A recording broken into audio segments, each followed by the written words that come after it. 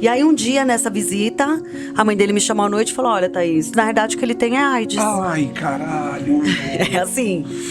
E aí eu falei, aí foi uma mistura, eu me senti assim, meio idiota, meio burra, assustada, apavorada, que eu falei, eu tenho com certeza, vou morrer também como ele. Antes de ser entubado, ele falou, mãe, não conta pra ela, quando eu acordar eu conto, né, eu quero contar. E ele quis contar? Isso foi o que eles falaram, mas ele nunca acordou, né. E aí, povo, beleza? Como é que vocês estão? Olha só quem eu trouxe aqui hoje. A minha ex-colega de trabalho. Colega é o cacete, né? Minha parça de trabalho durante muitos anos, Thaís Renovato. Thaís Renovato. Thaís, muito obrigado por você estar aqui. Imagina. Desculpa te encher tanto o saco pra você participar do meu humilde podcast. Gente, não podia postar nada que tava lá, você. E aí, vem aqui. Ué, se você não vem no amor vem no tambor, filho. Aqui é na pressão, entendeu? É isso. E, pessoal, a Thaís, ela tem uma história muito especial e ela veio aqui pra contar essa história pra gente. Thaís, então, eu tava te falando nos bastidores que eu não acompanhei, eu fiquei sabendo da história quando você foi na Globo, olha que chique. Só que eu não sei absolutamente nada. Que bom. Nada. Então tudo aquilo que eu vou te perguntar, já peço desculpa se por acaso eu perguntar alguma coisa que não der, mas é isso, tá bom? Quando a gente trabalhava juntos, eu conheci uma pessoa que eu comecei a namorar. E eu namorei com essa pessoa, eu conheci numa festa, né? Numa balada, naquela época eu saía muito, lembra, Otávio? Que eu era bem festeira. E aí eu fui conhecer um lugar novo na Rua Augusta. E eu morava, acho que naquela época eu morava por ali, né? Pela Aclimação, que é aqui meio central em São Paulo, né? E aí fui lá, conheci, vi uma pessoa, a gente começou a namorar, fui namorando, estava a gente trabalhava juntos nessa época, era final do ano, acho que 2013 mais ou menos, e aí a gente ficou juntos aí em novembro, dezembro, lá pra janeiro, eu tomava anticoncepcional. Não, eu não tomava anticoncepcional, voltei a tomar. E aí eu falei assim, bom, já que a gente vai namorar, vou voltar com o anticoncepcional e vamos namorar. Tirei o preservativo lá mais ou menos em janeiro. E aí, em paralelo, né, com aquela toxicidade daquela pessoa maravilhosa que se falar o nome dela 3 vezes cai um raio aqui em casa. Isso, exato. Eu tava numa fase do trabalho que... Você lembra, né? Era muito gostoso, só a gente. Aí entrou uma pessoa nova que infernizava a minha vida. Acho que, né? Também não é todo mundo que você tem que... Não só a sua vida. Você não tem que aceitar, né? Todo mundo, mas acho que tem que respeitar. Mas acho que talvez ela não tenha aceitado. Eu sou muito expansiva, né? Falo gesticulando, sou muito piadista, né? Vivo eternamente na 5ª série. E eu acho que ela... Não sei se ela não gostou do meu jeito, não sei, alguma coisa. Ela começou a infernizar a minha vida. E aí, coincidentemente, na época que eu tirei o preservativo, eu não sabia que eu estava ficando doente naquela época. Então, e aí, só para vocês entenderem, né? O meu ex-namorado estava no hospital, eu descobri que ele tinha a AIDS já num estágio super avançado. Parou. Calma aí. Pera. Nós temos tempo. Calma que ficou polêmico. Nós temos tempo. Como que foi isso? Ele começou a adoecer do nada? Como que foi em relação a ele, assim? A ele foi o seguinte, ele era fumante, ele teve uma pneumonia, teve uma segunda, ficou internado. E aí eu ia no hospital, né? Ele tava no São Luís. E aí eu ficava lá com ele, ia lá sempre. A pneumonia já era a manifestação de alguma coisa? Já, era a AIDS já. Mas ele me falou que a pneumonia era por causa do cigarro. E a história que eu sei é que ele descobriu no hospital, até hoje eu não sei, né, como foi. E aí a gente ia no hospital, ficava lá no hospital sempre visitando ele. E aí ele foi ficando mal. Um dia eu fui visitar ele, ele estava entubado. E aí eu fiquei super assustada. Falei, gente, o que aconteceu aqui, né? Eu estava aqui ontem e tudo mais. E aí, por causa do meu trabalho, eu ia lá sempre pós o boletim médico, que era meio-dia, que acho que a família que tinha. Então eu ia sempre no fim do dia, então eu tinha algumas informações ali das enfermeiras, eu não tinha tinha o boletim médico oficial, tinha mais o que a família me falava, e as enfermeiras. Aí ele ficou entubado, e aí nessa ele foi só piorando, piorando, piorando. Quando eu ia na visita, eu falava, gente, assim, chegava no pé da cama, eu falava, nossa, ele não tá muito magro? E a família dele falava assim, não, Thaís, é que a gente tirou a barba dele e você tá tendo essa impressão. A família já sabia? Eu prefiro acreditar que todo mundo, na história que eles me contaram, né? Que pode ser também que tenha acontecido isso. Lógico que eu tenho algumas dúvidas, mas pode ser que eles tenham descobertos todos ali. E aí, um dia, nessa visita, a mãe dele me chamou à noite e falou, olha, Thaís, o hospital tá sempre cheio de gente, aqui a gente nunca conseguiu conversar, mas na verdade o que ele tem é AIDS. Ai, caralho. É assim. E aí eu falei, aí foi uma mistura, me senti assim, meio idiota, meio burra, assustada, apavorada, que eu falei, eu tenho com certeza, vou morrer também como ele, né? Porque ele tava no leito de morte praticamente, e a única coisa que eu pensava, que a galera falava, vai ficar tudo bem, eu falava, como vai ficar tudo bem se eu tô vendo isso Você aqui? já tinha tido algum tipo de contato com algum paciente ou com um tema? Porque, de verdade, eu nunca tive contato. Sim, é. Você é a primeira pessoa que eu troco ideia que é HIV positivo. É assim, o termo é esse? Pode ser. Que vive com uma pessoa que vive com HIV, né? A gente fala. É quase um extraterrestre, né? Não. Porque pra mim você é uma amiga de anos que eu não vejo e nós somos culpados de estar aqui. Nós somos culpados de estar aqui só pra falar disso, porque era pra você ter vindo aqui muito tempo antes, né? Pra bater papo, pra não sei o quê. Mas, cara, é muito surreal isso, de verdade. Não, e olha o que aconteceu. Eu tava nesse dia, quando ela contou.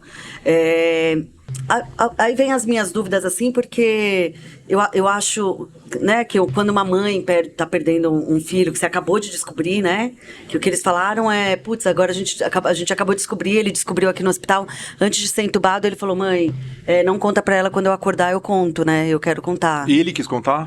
Isso foi o que eles falaram, mas ele nunca acordou, né. E aí, é por isso que a mãe dele, quando viu que ele ia morrer, resolveram me contar até pra eu fazer o exame e tudo mais. E aí eu desmaiei no hospital, né? Porque eu falei, gente, nossa, foi muita coisa assim junto, né? Porque eu tava ainda muito já... Você já tava com alguns sintomas? Não. Não, os sintomas vieram depois. Vieram depois. De quanto tempo? Não, na verdade, nessa época, foi mais ou menos... Ele morreu em setembro, mas eu descobri que eu estava infectada nessa época que a gente trabalhava juntos. Foi quando eu tirei a camisinha no final do ano, ou no começo do ano, que leva mais ou menos né? Eu tava lendo uns 30, 60 dias, mais ou menos, e aí foi bem na época que eu achei que era uma pessoa que eu trabalhava que estava me deixando muito estressada. Eu tive... Normalmente as pessoas têm uma infecção na garganta, um negócio muito parecido com gripe, por isso que nunca ninguém... as pessoas já não têm o costume de se testar, né? Mas as pessoas confundem com uma gripe e passa, e é muito parecido com gripe. Mas minha imunidade caiu tanto que eu tive muita coisa junto, assim. Então, eu tive uma infecção muito forte no siso, eu tive infecção urinária, eu tive... a imunidade indo pra vala. Eu tive muita coisa junto e fiquei hospitalizada e achei que era algo psicológico. Tanto que, quando eu tive uma melhora... Eu fui pra essa empresa e falei, eu não quero mais trabalhar aqui, essa empresa, né, eu quero que a Coreia exploda, eu não quero mais trabalhar aqui, eu vou embora, eu não preciso disso, e vou cuidar da minha saúde, fui embora.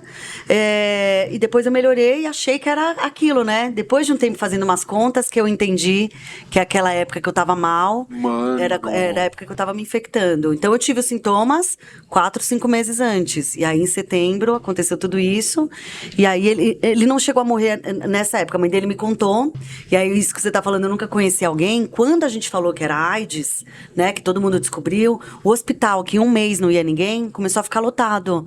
Todo mundo, o que você tem, o que aconteceu? Foi você que passou pra ele que passou pra você já fez seu exame, não sei o que lá, não sei o que lá, e eu dei uma surtada no hospital. Falei, não conheço vocês, vão a merda todo mundo, né? Essas pessoas eram quem? Pode falar palavrão? Você pode mandar os outros tomar no cu se você quiser, filha. Você tá na minha casa, mano. Meu podcast tem uma galinha aqui. Você acha que eu levo alguma coisa a sério, pô? Eu falei, gente, vão a merda, eu não conheço você. Alguns amigos, gente que eu nem conhecia, nunca tinha visto na vida. Gente curiosa, entendeu? Querendo visitar, querendo vê-lo ali. Urubu. Não era uma galinha, era um urubu. E aí, gente, que eu falei, vamos embora, você sabe? Dei uma surtada, e aí acho que ficou muito pesado pra mim também. Eu ia ali no hospital e eu falava, gente, quem é essa pessoa, né? Será que ele era homossexual? Eu não sabia. Será que ele era usuário de drogas? Eu não sabia. Será que ele era... Quem era essa pessoa que eu vivi um ano? Ele virou um estranho ali pra mim, né? Porque na década de 80 e 90... Nossa, eu me lembro, cara. Eu me lembro que tinha filme AIDS Aconteceu Comigo, que aparecia no SBT, e era reportagem pra caramba, e não sei o que e tal. E ainda é uma doença que não tem cura, tem tratamento, mas não tem cura. Mas assim, o pesadelo de décadas, né? Não, e a gente... Foi ter isso. Então é aquela coisa, a gente queria ver o capeta, mas não queria ver ninguém que tivesse o HIV positivo. Sim. E, meu, que situação foda, velho. E naquela época era uma sentença de morte, né? Você pegava, você ia morrer. Porque, por mais... Até 1997, não tinham muitas remédios, se passava muito mal, ainda você não conseguia viver bem. Então, era uma sentença de morte. Aí, o vírus, né? Porque é diferente, né? Eu posso ter o vírus do HIV a vida inteira e nunca desenvolver a doença AIDS, né? A AIDS é a doença quando você não trata o vírus. Que é a parte quando você emagrece e tudo mais. É quando você já tem... Então, deixa eu ver se eu entendi. O HIV é o vírus e a doença é o que o vírus faz com a pessoa. Isso, exatamente. Você pode ter pensei nisso. a vida inteira o vírus do HIV e nunca desenvolver a AIDS, que é a doença. E até por isso os remédios que deixam ele adormecido, a gente vai chegar lá. E aí o hospital sempre lotado e tudo mais, eu também já não aguentava mais aquilo, né? Eu não sabia muito bem quem era aquela pessoa, eu tava me fazendo muito mal. E aí, também visualmente é muito pesado, né? Porque quando você chega nessa parte da AIDS, realmente é igual aquilo que a gente via, né? O Cazuza, a bochecha... você emagrece muito. Aqui incha, não é? E a bochecha não, fica você aqui, emagrece, não é? emagrece, você fica cadavérico mesmo, né? Fica igual o Cazuza mesmo. O Fred Mercury, ele não saía muito na mídia, né? Quando ele tava ali na fase final, nem o Renato Russo, mas acho que o Cazuza é mais emblemático, né? Aquele rosto fundo, né? Então, eu não conseguia mais ver aquilo. Então, aí eu fui fazer meu exame, já meio sabendo, né, que era positivo. Como é que foi isso, velho? Todo mundo pergunta, né, como foi pegar o exame, mas pra mim o positivo foi no hospital já. Era muito difícil não ter, Então né? a paulada já veio quando você recebeu a notícia no hospital. Porque eu já transava há um ano sem camisinha com ele, né? Ele era meu namorado, que eu gostava, a gente se amava, viajava pra caramba, né? Então, era muito difícil eu não ter. Mesmo porque ele já tava com vírus. Quando você chega na AIDS, o vírus já tá num estágio muito avançado. E tem isso também, né? Você tá com vírus, né? Com a carga do vírus baixa, mas é difícil de você passar. Se você tá com o vírus bombando, é mais fácil, né? De transmitir. E aí, eu fui fazer meu exame, fui num posto de saúde, né? Que vocês podem fazer em qualquer posto, né? Legal, quem nunca se testou, se testar, né? Porque muita gente... Já se testou? Não, só em exame de sangue. Que quando você... Mas o exame de sangue você tem que pedir específico, não, né? quando você doa sangue. Doa sangue, Sim, eles fazem o teste na bolsa. Sim. Eu doei muito sangue durante muitos anos. Aí eu comecei a tomar uns remédios de umas ansiedade aí, sabe? Aí não pode doar sangue, mas eu sempre doei sangue e sempre fui testado. E aí fui fazer o teste num posto, né? Que você pode pegar qualquer posto, você faz esse teste rápido que sai em 15 minutos, que é um que você fura o dedo e ele sai. E aí... a psicóloga já veio com aquela cara de enterro, né? Sim, que eu falei, gente... Que profissional treinada, né? Que incrível o profissional brasileiro da psicologia. Ela veio com uma cara de enterro, assim, que eu falei, gente, né, não tem nem como. E aí uma outra coisa também, quando ela sentou e me contou, olha, deu positivo e tudo mais, e aí eu sempre falo dessa postura dela, tem muitos profissionais muito legais e tudo mais, mas ela falou, olha, agora você não conta pra ninguém, você guarda isso em silêncio, porque é muito difícil. Agora você foge para as montanhas, vai morar numa caverna. E eu achei assim, gente, essa decisão de contar ou não pra alguém era minha, né? Mas eu entendo que era o cuidado, porque como a doença tem muito estigma, Otávio, ainda as pessoas estão nos anos 80, então acho que era mais uma preocupação, né? De eu me proteger e tudo mais. Não, e aquela coisa, na década de 90 era doença de homossexual, sim, não era? Sim. Ou era doença de drogado que compartilhava seringa, isso.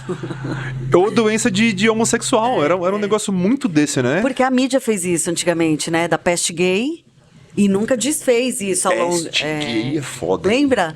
E nunca desfez isso ao longo dos anos. Fora aqueles comerciais, né? Aquelas propagandas de carnaval, a pessoa andando na corda bamba, não sei o que lá. Então, o pessoal ficou... Acho que eles queriam colocar medo. Conseguiram. E conseguiram. Muito bom. Isso aí, conseguiram. E não tiraram, né? Não desfizeram ao longo dos anos, né? Isso. E aí, enfim, peguei meu exame e com puta sangue frio fui trabalhar, né? Peguei, entrei no carro, eu tava na Lapa, fui pra Sônia, eu já tava na Sônia nessa época. Fui trabalhar, entendendo que ali era o primeiro dia da minha nova vida, né? E aí eu falava, gente, é muita coisa, né? Meu namorado tinha acabado de morrer, tô num trabalho novo, preciso também entregar aqui, preciso estar bem, e preciso cuidar da minha cabeça, porque eu acho que, gente, se você não tiver com a cabeça boa, nada funciona, né? Eu falava, gente, preciso... eu sou bem pragmática, assim, não é uma coisa... Eu tentava pensar racionalmente o que eu podia fazer com aquilo que eu tinha, né? Então, o cara morreu, estou doente, o que eu vou fazer? Vou me tratar, não tenho muita... O que eu tenho aqui em mãos? Vou me tacar da janela. Puta, eu moro no primeiro andar, não vai... Eu vou quicar. Vou passar pra todo mundo, né? Isso pra mim não era uma possibilidade, mas tem gente, né, que às vezes se revolta. Vou encher a cara de droga, de bebida, não sei o que lá, acabar com a vida da minha família, ou eu vou me cuidar. Não tinha muitas coisas ali em mãos. E eu falei, vamos assim. E aí fui trabalhar. Isso era uma quarta-feira. E aí eu falei, não quero mais ir pro hospital, eu vou lá na sexta-feira me despedir dele. E falei pros meus amigos, gente, eu quero ir pra praia, eu não aguento mais ficar aqui. Eu vou na sexta me despedir dele no hospital e a gente desce. E aí na sexta eu passei lá, ele já tava muito, muito, muito, muito mal mesmo. E aí eu passei assim no pé da cama. Eu tinha uma coisa de ver o pé, assim, dele, não sei porquê.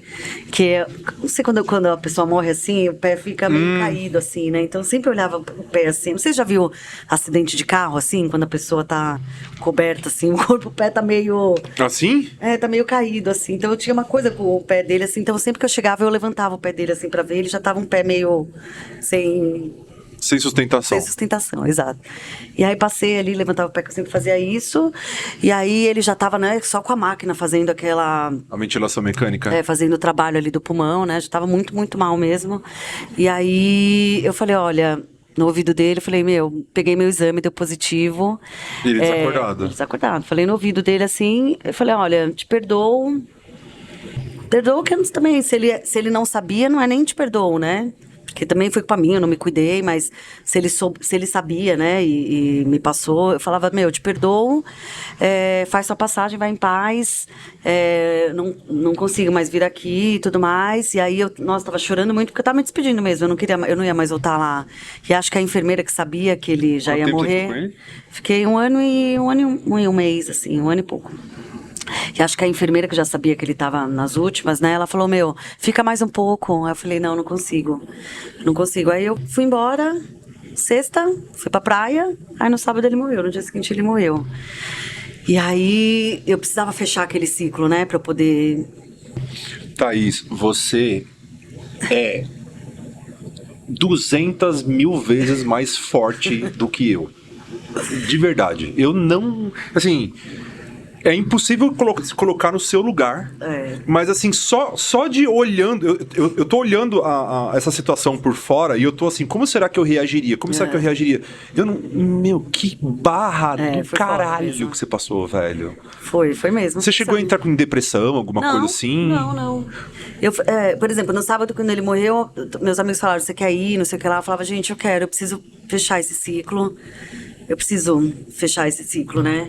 E aí é engraçado, porque quando ele tava no hospital, que todo mundo descobriu que era AIDS mesmo, as pessoas tiveram... Cada um teve uma reação, né? E muita gente que era muito próxima a mim falou, como você consegue vir aqui ainda, visitar ele, visitar a família dele? Vai embora, Thaís, deixa, né, essa galera aí. Eu falava, que tipo de pessoa seria se eu não tivesse aqui quando ele mais precisasse? Eu preciso fechar isso, né? Era uma coisa minha, assim, eu precisava fechar esse ciclo. Então eu fui lá no velório, enterrei, não sei o que lá, pronto. Segui pra minha nova vida, pra entender como que eu ia fazer com aquilo agora. Como que você ia fazer com a sua vida agora? Minha vida agora. Meu Deus. E aí acho que minha psicóloga também foi a coisa mais importante, assim, porque ela já organizava, assim, cenários, né? Se ele morrer e você tiver o vírus, se ele não morrer e você não tiver... a gente já tinha alguns cenários, mas ainda assim, quando aconteceu, foi um baque, né? Por mais que eu sabia que ia acontecer, era óbvio que ele ia morrer. Ele já estava muito mal sem eu saber que era AIDS. Quando eu soube que era AIDS, era óbvio que ele ia morrer. E aí eu comecei a procurar bons profissionais. E você já fazia terapia antes disso? Já fazia terapia antes, que foi, acho que, a sacada, caralho. assim. De eu já estar na terapia. É. Assim, porque a gente foi preparando, assim. Mas é engraçado que muita gente acha, Otávio, que, por exemplo, puta, que legal que aconteceu isso com você, porque depois disso você virou essa pessoa alegre, expansiva, não sei o que lá. Eu falo, gente, quem me conhece há mais tempo fala ao contrário, fala assim, isso não poderia acontecer com outra pessoa, a não ser com a Thaís, porque ela sempre foi muito positiva. Eu concordo, Você que me conhece. com essas... Eu te conheci, eu te conheço... Igual. Eu te conheço de 10 anos atrás, 9 anos atrás? 10 anos atrás, e assim... Eu vi você passando por situações de pressão, assédio psicológico, que é assédio moral, e te botando pra baixo mesmo. E você aqui, ó, ombrinho e querendo que se danasse a hora do Brasil. Você sempre foi uma pessoa muito positiva, muito pra cima. Não, e a galera fala, meu, HIV te trouxe isso. Eu falei, não, gente, eu já era assim. Já era assim. Eu já sempre fui assim. Caralho. E eu acho que também tem uma coisa muito espiritual, assim, de propósito e tudo mais. Você questionou Deus? Qual que é a sua espiritualidade? Você chegou a questionar ele de alguma coisa? Eu questionei uma época muito curta. E aí era assim, por que eu, meu Deus? Por que eu, meu Deus? Você que conhece meu coração, sabe que eu sou, né, tudo super do bem, não sei o que lá. Por que eu? Por que eu? E depois eu comecei a falar, por que não? Por que não eu? Isso poderia acontecer com qualquer pessoa. Eu comecei a pensar assim, Otávio, qual o meu crime, cara? De eu transar com o meu namorado, que eu amava, que era eu confiar na pessoa que eu amo. Qual que é o meu crime? Meu Deus, que absurdo. O nível da sua inteligência emocional é a ponto de você se questionar e aceitar perguntando por que não? Por que não eu? Caralho. Não, eu mudei. Por que eu, meu Deus? Por que não eu? Quem nunca? Quem nunca transou sem camisinha, não conheceu alguém numa festa, não sei o que lá? E quem nunca... Gente, era meu namorado.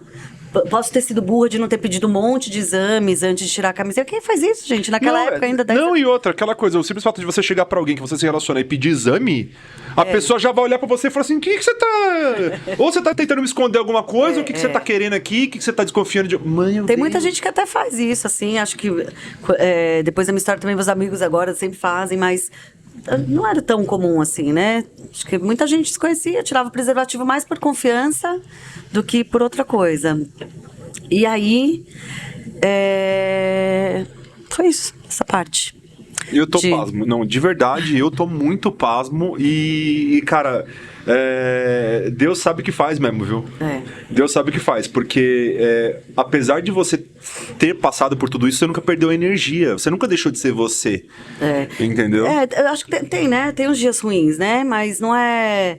Os dias ruins é entendendo que aquilo é só um dia que vai vir um dia bom em algum momento, né? Então, acho que o que acontece também, que muita gente entra num lugar, né? Que você não consegue sair dali, né? Tudo bem você viver seu luto, né? Eu tive meu luto também, mas em algum momento você sai desse lugar. Tem gente que fica 15 anos, 20 anos ali, não aceita. E pra mim, o que eu fiz também? Depois que eu descobri que eu me rodeei de bons profissionais, sabe?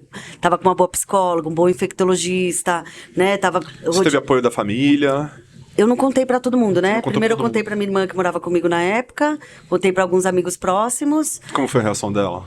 Quem tava mais próximo ficou, né, conhecia ele, tava vivendo a história ali junto comigo, então é mais fácil você se solidarizar, né, por alguém, né, ou você, por exemplo, que me conhece, pra você ter um preconceito comigo é um pouco mais difícil, porque você já me conhecia, você fala, meu, ainda é a Thaís, que a gente trabalhou juntos, que agora tem o vírus e ok, mas pra quem não me conhece, o pessoal, quem é você, entendeu? A gente já tem um histórico, então, quem tava vivendo ali foi mais fácil, assim, e eu contava muito sempre quando eu me sentia confortável, sabe, às vezes eu tinha vontade de contar, assim, pra uma pessoa ou outra. E muita gente pergunta, né, quando contar? Eu falo, gente, você conte quando e pra quem você se sentir confortável. E na hora que você se sentir confortável. Não tem uma regra, né, pra isso. Eu contava pra alguém num barzinho e não contava pra amigos de anos, assim. Era muito uma coisa que... muito pessoal. Muito pessoal. E aí eu fui me rodeando de bons profissionais. Depois eu fiz uma viagem pro sul da Bahia. Fiquei 40 dias lá. E aí na volta...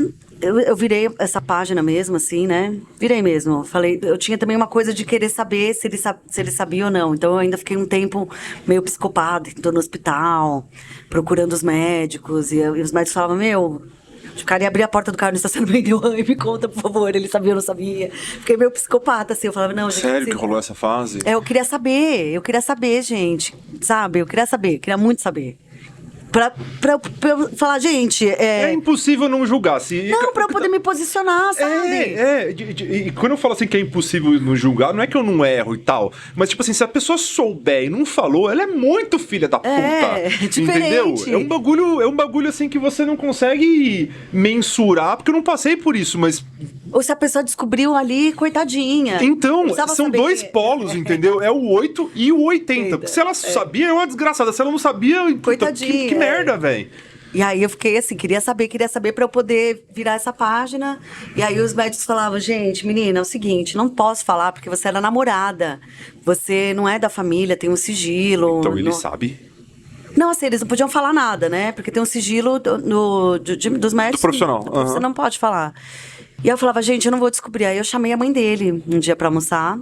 Porque na época do hospital, eu nem falei isso, na época do hospital eu falei pra todo mundo que deu negativo para as pessoas me deixarem em paz, seguindo uma orientação da minha psicóloga. Falou, fala que deu negativo, os urubus vão pra uma outra caniça ali. Então, eu falei, gente, deu negativo, eu pensei, então tá bom, acabou essa história, qual que é a próxima história?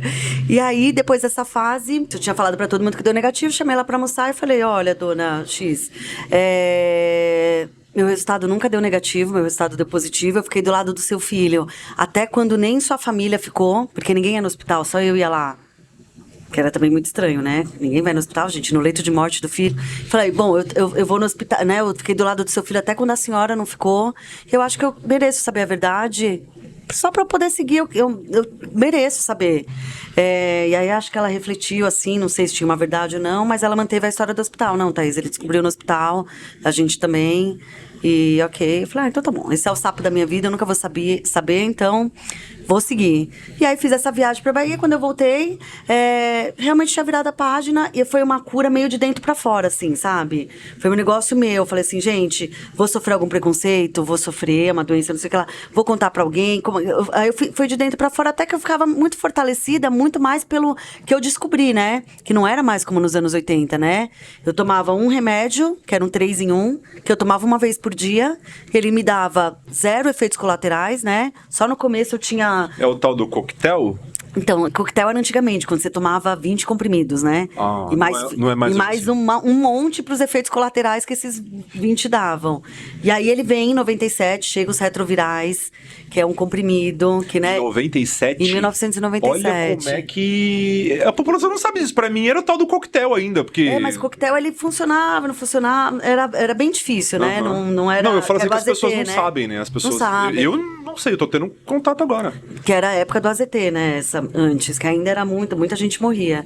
E aí, em 97, acho que a doença passa de ser uma sentença de morte para uma doença controlável. Que aí muda tudo, né? Você começa a ter qualidade de vida, começa a viver bem. O que o remédio faz? Ele diminui a carga do vírus e aumenta um pouco o seu CD4, né, para manter essa continha, né? Sua imunidade alta e a carga do vírus super baixa. E aí o vírus, ele circula tão pouco, ele tem uma carga de vírus tão baixa que ele se torna indetectável. Mas ele continua sendo transmissível ou não mais? E aí que tá, quando você tá no indetectável, ele é igual ao intransmissível. Tanto que no HIV e AIDS a gente fala que o I é igual a I, que é o indetectável mesmo que intransmissível. Nessa condição, tanto a doença não evolui, quanto eu não consigo mais transmitir para ninguém. Então é o controle também da epidemia. E aí, o intransmissível é justamente porque eu não tenho vírus nas vias sexuais. E aí foi assim que eu engravidei, naturalmente também, porque as pessoas acham que eu tenho que fazer inseminação, que as crianças são adotadas. Essa era a minha próxima pergunta, se você tinha feito inseminação artificial. Não, e aí chegando aqui na parte do relacionamento, né? Então eu comecei peguei bons médicos, fiquei lá, né? Entendi que tinha essa diferença, que você, né, poderia viver bem, que tinha o indetectável, que eu podia ser mãe, que você não tinha tantos efeitos colaterais, que você não passava o vírus, que você podia viver 30, 40, 50 anos com o mesmo esquema de remédio. Então eu falei, gente, então calma, não é?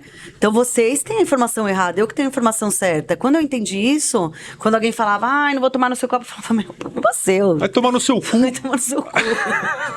Sério. E aí eu ficava triste muito mais pelo meu amigo do que, sabe, por mim. Porque eu falava, gente, em 2018, o cara acha que ele vai tomar no meu copo. Eu falava, então foda-se, vai tomar no copo. E aí eu fui ficando com mais força, assim, sabe?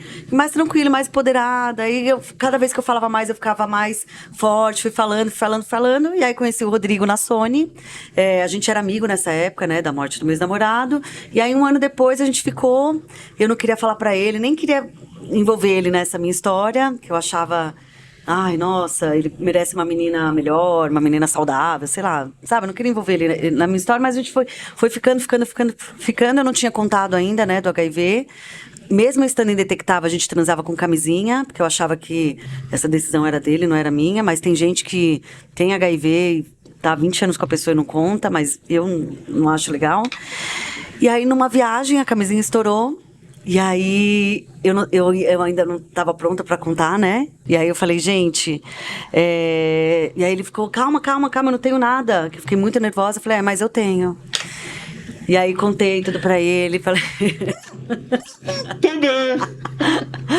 E aí contei tudo pra ele. E a cara dele quando ele contou? Não, quando você contou? É incrível, assim. Ele ficou um pouco assustado, lógico, mas eu expliquei, olha, meu ex-namorado morreu na verdade de AIDS, eu me infectei, eu tomo um remédio que é assim, assado. Contei toda essa história. E aí ele ficou, né, eu vi que ele ficou assustado, mas acho que ele entendeu. E aí o que ele fala pra mim? O que eu falei no leito de morte no hospital pro meu ex-namorado. Ele falou assim, Thaís, eu não vou embora. Que tipo de pessoa seria se eu não estivesse com você quando você mais precisasse de mim? Eu vou foi ficar. Isso que você falou no ouvido do... Foi isso mais ou menos que eu falei naquela época. E aí, quando aconteceu isso, eu fiquei assim... E aí, quando você estava falando de espiritualidade, o meu Deus é muito gigante, né? As pessoas falam, o que você frequenta? Gente, eu vou no espiritismo, eu vou no Umbanda, eu vou...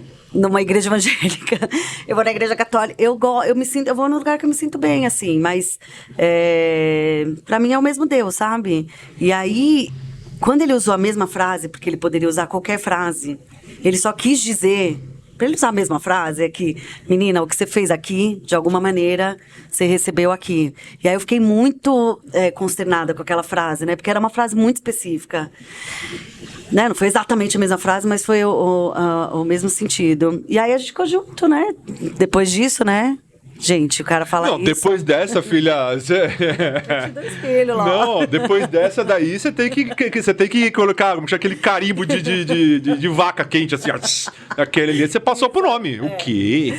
E aí a gente... cara foda. Não, ele é incrível. E aí é engraçado, né? Porque as pessoas falam assim, quando conhecem ele, Rodrigo, você é demais, você é foda. Não E sei pra o que ele, lá. assim, não. E aí ele chega em casa e fala assim, mas por que as pessoas ficam me agradecendo por ficar com você? Porque pra mim, eu te amo e é o normal. Falou, Rodrigo, porque o mundo que o normal não é assim. Exatamente. O mundo não é assim, meu amor. E eu recebo muita mensagem de gente que vai embora mesmo, deixa a mulher grávida lá no hospital, desaparece.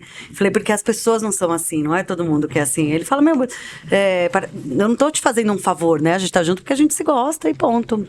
Mas aquela parada que você falou assim, Deus, por que não? Porque eu, e depois, por que não eu? Por que não eu? A resposta é essa daí, ó. Então, relaxa, peraí, eu vou colocar alguém na tua vida Isso. que vai ser um puta de um apoio pra você. E aí, o que aconteceu? Nessa época, eu já tava pensando... Eu já escrevi uns textos, né? Até quando meu ex-namorado tava em coma, eu ficava ali esperando, aí ficava escrevendo. Chegou no meio do caminho, antes do Rodrigo, falei, nossa, isso aqui dava um livro, hein, gente? Isso aqui é uma mega história, né? Que é pra falar a parte de aceitação, que você morre de AIDS ainda hoje se você não se cuida. Aí, quando veio o Rodrigo, o livro foi ficando mais interessante, né? Porque da metade pro fim, ele virou quase um diário, né? Puta, como que eu vou contar pra ele? Aí eu venho engravido do meu primeiro filho, que é o João, que tá com 6 anos hoje, que é uma graça. E aí, quando eu vou voltar da licença maternidade pra Sony, descubro que eu tô grávida agora de uma menininha, a Olivia. E aí tive os 2 bebês, né, engravidando de forma natural. Não pude amamentar, porque no leite materno tem o vírus. O bebezinho toma uns xaropinhos nas primeiras semanas de vida. Na minha época, tinha que fazer cesárea. Hoje em dia, você pode fazer parto normal, que era menos contato com sangue. E aí foi normal, assim, foi 2 gestações super normais e os 2 bebês não têm o vírus, nem o Rodrigo, só eu sou positiva. Que história, meu Deus. Maravilhoso, muito foda, muito foda. E eu tenho algumas perguntas em relação ao tratamento em si mesmo, né? Como que é? O que esses remédios fazem? Pergunta de idiota, eu faço a menor ideia do que ele faz. Você falou que ele aumenta a sua imunidade e o outro ele faz com que o vírus não se... Na verdade, assim, o remédio que eu tomo, ele é um 3 em 1. São 3 compostos em um comprimido. Às vezes saem coisas mais novas, por exemplo, sai um comprimido mais novo, que agora ele é 2 em 1. São 2 comprimidos que eu tomo, mas eles são 3 ainda. Conforme quem se infecta agora, já vem com 2 em 1. E o meu médico trocou o meu no meio do caminho por esse 2 em 1, porque são coisas novas que a longo prazo dão menos efeitos colaterais e tudo mais. Mas independente de qual seja... E tem gente que tem efeitos colaterais também, não se adapta ao remédio. E aí os médicos vão tentando combinações que façam mais sentido, até você tá bem, mas eu nunca tive nada com nenhum deles. Ele pega o vírus, né? O sangue carrega uma carga do vírus, né? Uma carga viral ou alta ou baixa. Ele baixa essa carga viral para quase nula. Que aí você fica, que é o indetectável. Ele enfraquece o vírus, é isso? Ele deixa o vírus dormindo. Por exemplo, eu tenho vírus no corpo, né, alojado em órgãos e tudo mais, mas eu não tenho um vírus circulando no corpo, porque ele tá quase zero, né, são 40 cópias que eles dizem que é... O vírus do HIV, ele muta? Ele acho que é mutação mesmo, né? Que é igual o Covid, por exemplo, assim, que tem, né? Eu não sei se ele tem... Que ele vai criando, que ele vai se modificando, porque vírus é um bicho filha da puta, né? Não, ainda do HIV, né? Que tantos anos que ninguém consegue encontrar nada. Mas o que ele faz, basicamente, ele mata o CD4, que são essas células de defesa, né? Só pra você ter uma noção, acho que pra ficar um pouco mais claro. Antigamente, os médicos falavam pra começar com os remédios quando você tivesse um pouco mais debilitado. Então, quando você tivesse com o CD4 abaixo de 200 ou com a carga viral acima de 10 mil cópias. Hoje em dia, quanto antes você começa o tratamento, você estaciona a doença onde você está. Ao invés de você ficar super mal e começar o tratamento, você já estaciona ela onde está. Por isso que quando você pega o exame e você é positivo, o ideal é que você comece o tratamento o quanto antes. Para você ter uma ideia, o meu CD4 hoje são 1.000, 1.100, mas acima de 500, assim, né? Qualquer pessoa saudável já está em 500, 600, 700, até 1.000 e pouco. Antigamente, abaixo de 200 já era um pouco mais debilitado, era hora de começar. E a imunidade que você começava... Não, ainda o CD4, meu ex-namorado, ele morreu com 30. A imunidade de 30. Ou seja, ele não tinha... Por isso que você não morre da AIDS, né? Você morre de uma gripe que você pega, uma pneumonia, porque você não tem o CD4 para combater aquilo. Então, o vírus do HIV, ele vem e come todo esse CD4. Ele não é que ele mata, ele quebra a tua defesa. Quebra a aí sua qualquer defesa. outra coisa você vai ficando... Qualquer coisa você fica debilitado. E aí, o remédio, ele faz isso. Ele deixa o vírus bem pequenininho e o CD4 gigantesco e vai nessa conta.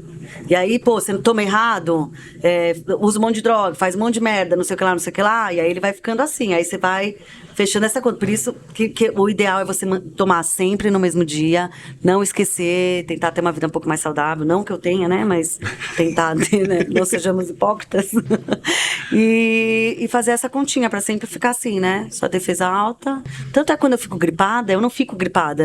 Você vê que o corpo tá tentando ficar gripado e eu sinto um pouco o sintoma da gripe, mas eu fico ali meio bem, porque o corpo não deixa. O remédio, ele fala, aqui tem defesa, caralho. Covid, não peguei, que o Covid falou, meu, esse corpo aí já tá ocupado, já tá tudo zoado. Não, peraí, já tem um vírus aqui, não vou entrar aqui não. Nossa, meu Deus, é pra outro. E aí, essa continha, o remédio faz isso. Manter, né, o vírus dormindo e o CD4 mais alto. E sobre seus filhos, quantos anos eles têm? Um tem 6? 6 e 5. E como que vai ser a educação deles daqui pra frente? A hora que eles entenderem do que é... Nossa. Porque assim... Tem o preconceito de gente mais besta que nem nós, assim, né? Os millennials aí e tal, que ainda passaram por um certo terror, entendeu? Eu vi em algum lugar, não me pergunte onde, que parece que tem voltado porque a molecada tá transando sem camisinha e tá... Não sei se... Realmente não pesquisei nada sobre isso, mas eu já ouvi falando que a AIDS tá voltando, né? Que a molecada agora quer que se dane. Mas como que vai ser como que vai ser a educação deles a hora que eles tiverem um racional ali? Como que você já pensou nisso antes ou não? Não, eles, na verdade, eu falo com eles, né? Porque eles veem eu tomando remédio todo dia. E aí eu tento tratar de uma maneira mais lúdica, né? E eu falo que eu tenho um bichinho da goiaba, que ele tá dormindo, a mamãe tem que tomar o remédio pro bichinho da goiaba sempre ficar dormindo. E aí ele mesmo fala, né? Meus filhos, você já tomou o remédio do bichinho da goiaba? Dormir? Pra ele ficar dormindo? Então eu falo de uma maneira mais assim.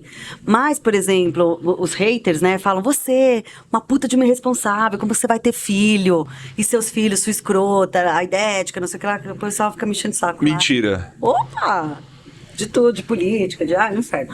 E aí eu falo, gente, eu crio meus filhos pra eles chegarem e falarem, minha mãe é muito foda, minha mãe é maravilhosa, minha mãe é incrível, que ela me teve, que talvez nem era pra ter, e ela bancou isso. E o que você tá falando da minha mãe? Inclusive, leia aqui o livro dela pra você aprender um pouco. Então eu tô criando crianças pra eles irem por essa linha, sabe? Não... Imagina, bom, não sei, espero que daqui 10 anos, né...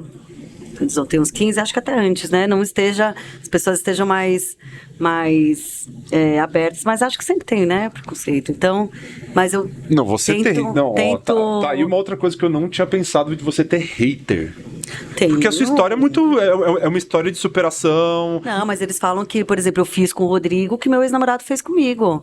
Você vai ver, quando você postar esse corte, a galera vai falar... O povo não é louco. Eles não são loucos. Thaís, eles não são loucos. Não, em todo. O que a galera fala? Eu falo, gente, é diferente. Meu ex-namorado talvez soubesse, tava em AIDS, em estágio terminal, transou lá, pôs o pipi, sabendo que eu, né, na menina tonta lá. É diferente de mim, que estava indetectável, estava em tratamento, usava camisinha, estava me preparando para contar. Não sou obrigada a contar, sabe que você não é obrigada a contar. Alô, você! Alô, você! Que ousar escrever alguma coisa da Thaís. Você vai receber uma resposta minha. Minha também. Mano, pode deixar de ser tonto. Porque é o seguinte... E da galinha, hein? Ó, você não é ninguém pra julgar ninguém. Entendeu? Você não é absolutamente ninguém pra julgar ninguém. Você só faz isso porque você tá por trás de uma câmera. Por trás de uma câmera. Por trás da câmera tá nós aqui. Você só fala isso porque você tá atrás de um celular. Então, antes de tudo, vai estudar um pouquinho, sabe? Vai cuidar um pouco do seu emocional. Que se você tem coragem de jogar uma mulher dessa pra baixo, depois de uma história dessa... Você é um ridículo, uma ridícula e tá fazendo peso na terra, entendeu? E aquilo que eu desejo pra você eu não posso falar porque é isso. Mas... Você não sabe o que eu tô falando, mas você sabe o que eu tô pensando. Mas então, se a gente desligar aqui, a gente vai falar o que a gente tá pensando. Não, eu sou intolerante pra essas coisas, de verdade. O meu senso de justiça é muito afiado. Mas muita gente fala, gente, nossa, mas você fez a mesma coisa. E aí o próprio Rodrigo fala, gente...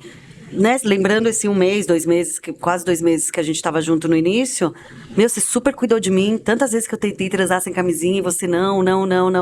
Tipo, na minha cabeça e na cabeça do Rodrigo, eu fiz ao contrário, né? Tipo, eu cuidei dele, né? Sempre que eu pude. Ele pensa assim. E... Se ele aceitou, né, gente? Que é o que importa, ele aceitar, né? Então... Meu Deus do céu, caralho. Mas e deixa eu te perguntar, hoje você, além do seu trabalho fixo, né, no seu... o seu trabalho em si, você ajuda muita gente? Você tá começando a participar dos podcasts agora? Como é que é? Eu já participei de alguns, assim, né?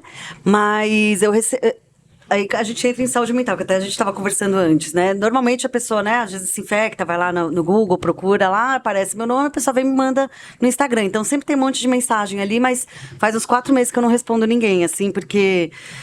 Chegou uma hora assim que eu fiquei meio estafada, sabe? E o pessoal também liga de madrugada, né? Ai, me enche as paciências também. Eu entendo que as pessoas estejam aflitas, mas eu tento ajudar sempre que eu posso. Mas chegou uma época assim que não estava me fazendo bem e eu parei numa boa. A pessoa, você tem que me ajudar. Eu falo, gente, eu não tenho que nada. Eu não tenho que nada, sabe? Fala assim, ó, eu passei pelo meu processo sem você me ajudar. E aí eu não tenho mais esse peso, sabe? De ter que ajudar todo mundo, respondia todo mundo, agora eu vou no meu time. Às vezes demoro 2 meses pra responder, sempre que eu posso, mas sempre faço a mesma coisa, do meu WhatsApp, eu sou super solista, assim, né?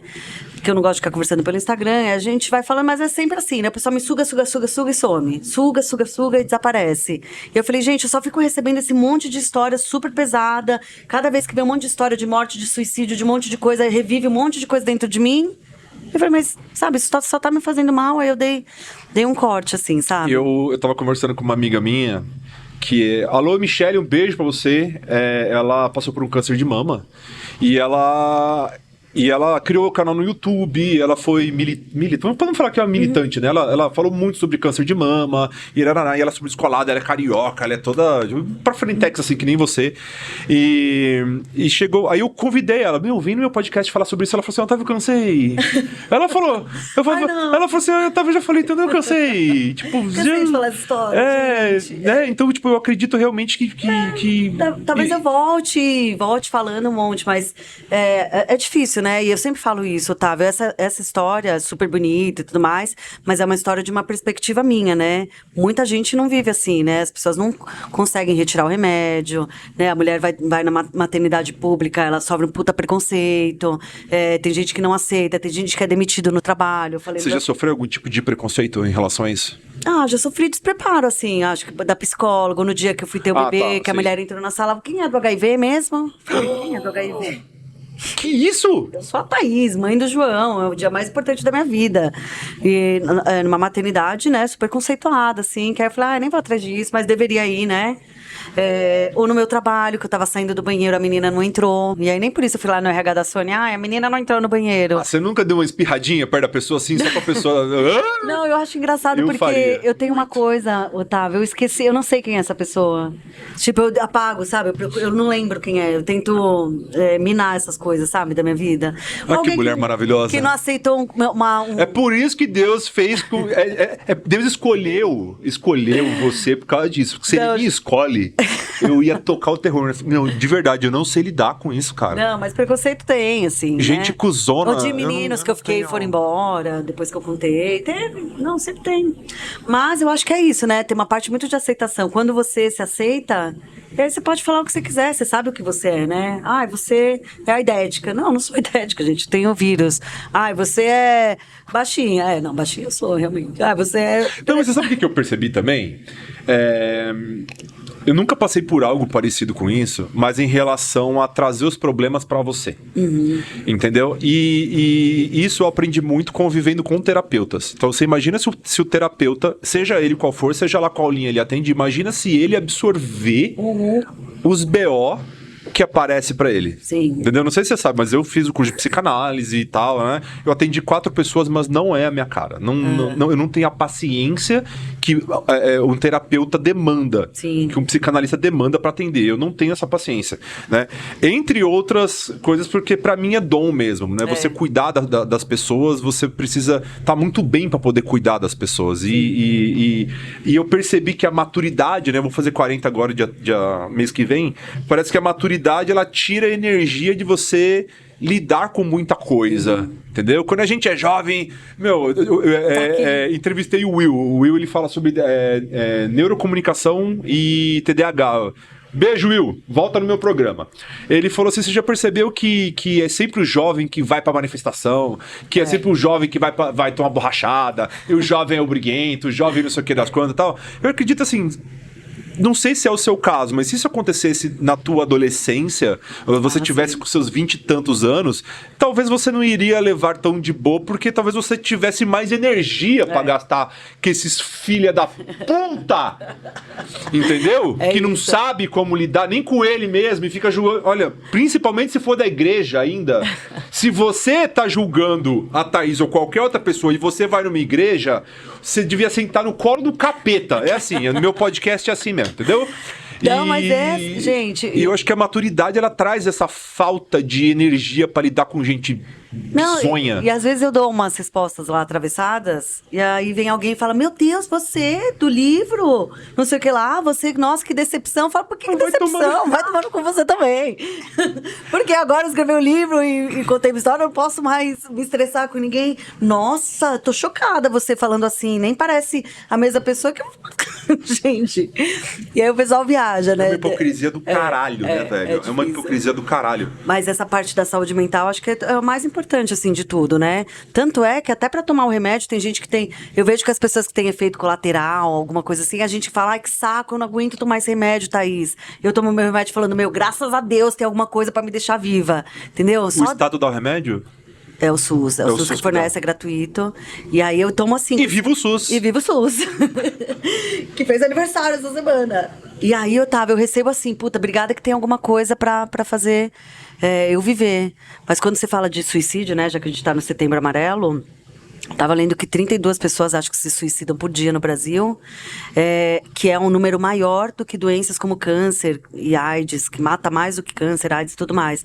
E eu tava vendo sobre AIDS, são 7 pessoas que morrem de AIDS por dia no Brasil, ainda hoje, mas que uma pessoa com HIV tem 100% mais chance de suicídio do que uma pessoa sem. Então, e sempre esse suicídio... Tava lendo ontem, isso até pra gente conversar aqui. Ele é no primeiro ano, que é muito relacionado à aceitação, né?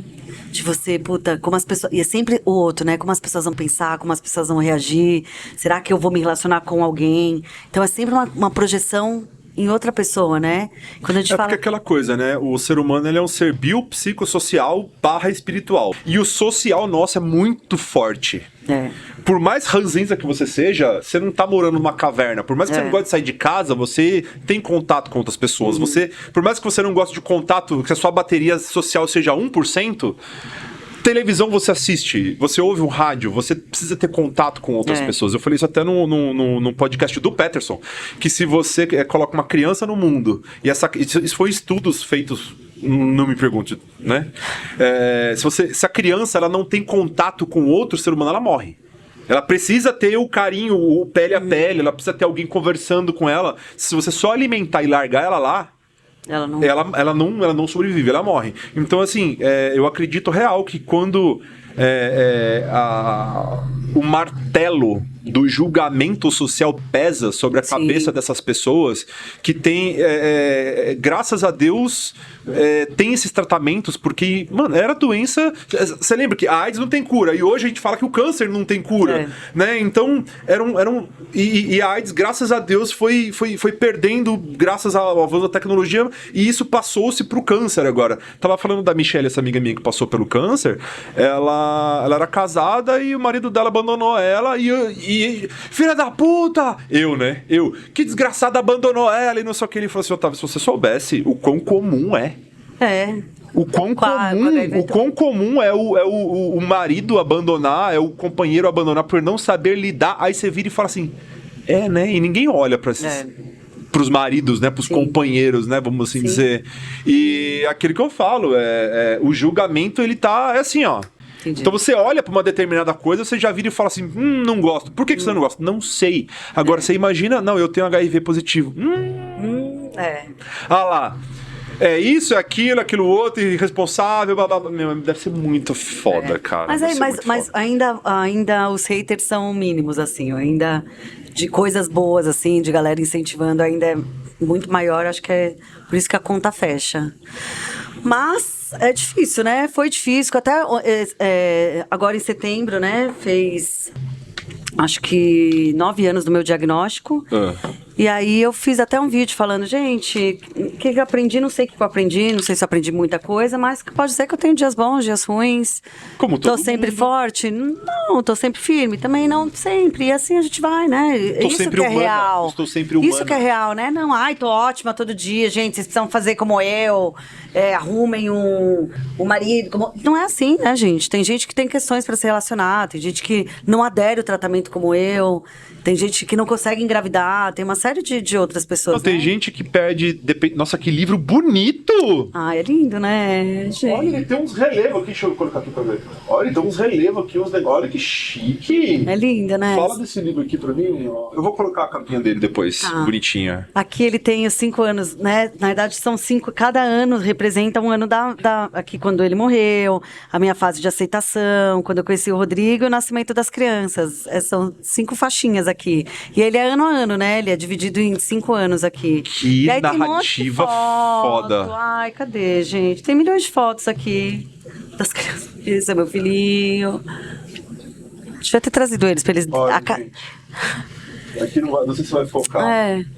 Olha aqui os filhos dela. Não vai focar. Aqui, ó. Focou. E eu só tô tentando ter um pouco de tempo que eu vou fazer o segundo, que é 5 anos comigo, 5 anos depois. 5 anos. Aí eu vou contar, esse vai ser um resumo desse, mas agora eu vou contar Depois do nascimento do bebê, o que aconteceu? Puta, eu comecei a falar sobre o assunto, ajudei muita gente. Como foi escrever o livro? É porque você falou que você já estava escrevendo alguma coisinha, mas você já estava montando um livro em relação ou você estava escrevendo textos? Não, eu sempre escrevia uns textos, assim, até pra desabafar, né? Você postava em algum lugar ou não? Eu tenho um blog lá, que ainda existe, mas eu peguei e juntei tudo isso, e do meio do livro em diante foi tipo um diário mesmo. Né? Pra frente foi um diário, e aí não acabava o livro, né? Veio o Rodrigo, veio a gravidez, veio a Olivia. Eu falei, gente, precisa acabar esse livro aqui, senão não vai ter. E aí eu acabo no nascimento da Olivia. Então, ó, Thaís, faz assim, ó. Faz assim, ó. Todas as redes sociais da Thaís estão aqui no card, aqui embaixo, olha aí, ó, tá vendo? O link desse livro maravilhoso tá aqui no descritivo aqui também, tá? É 5anoscomigo.com.br, tá? Mas eu vou colocar aqui no YouTube pra vocês verem. E, Thaís, Ai, que honra ter você aqui no meu programa, no meu humilde podcast. Eu vim conhecer a galinha, na realidade. Muito obrigado mesmo, de verdade. Você, é uma amigo. honra ter você aqui. E eu vou te falar, do nada, a gente tem os amigos que trabalharam com a gente, né? Aí eu vi o Érico. Alô, Érico, beijo pra você, amigaço nosso, né? E ele postou, nossa, a Thaís tá Da Fátima na Bernardes. Fátima Bernardes. Eu falei, o quê? Aí eu fui entender do que se tratava e cara, que história sua. Não, foi de engraçado. verdade. Foi engraçado porque veio uma chamada no domingo à noite no Faustão, na época. Amanhã a história de Thaís e Rodrigo no Encontros. Aí todo mundo, o que você vai fazer lá? Eu falei, ai, gente, amanhã vocês vão ver. Foi assim? Foi super polêmico. Todo mundo, Thaís, eu vi uma chamada agora. Né, que a televisão é foda, né? Gente, meu celular falou do Rodrigo. Meu, o que vocês estão fazendo no Encontros amanhã? Aí todo mundo, meu Deus, que história, eu jamais imaginava. Só Foi faltou assim. uma coisinha aqui. Uma dedicatória. Por favor. Lógico. Por favor, um autógrafo. Sim. Um autógrafo. E obrigada. Pessoal, vocês gostaram dessa peça maravilhosa que eu trouxe aqui? Eu só trago convidado top no meu podcast. Então, por favor, dá aquela forcinha pra mim, ó. Não vai cair seu dedo se você dar o like. Não vai cair seu dedo se você compartilhar. Não vai cair seu dedo se você for conhecer a história da Thaís. O link do livro tá aqui embaixo. Dá uma força pra nós. Certo? Mais uma vez, beijo, obrigado. Valeu, gente. Valeu!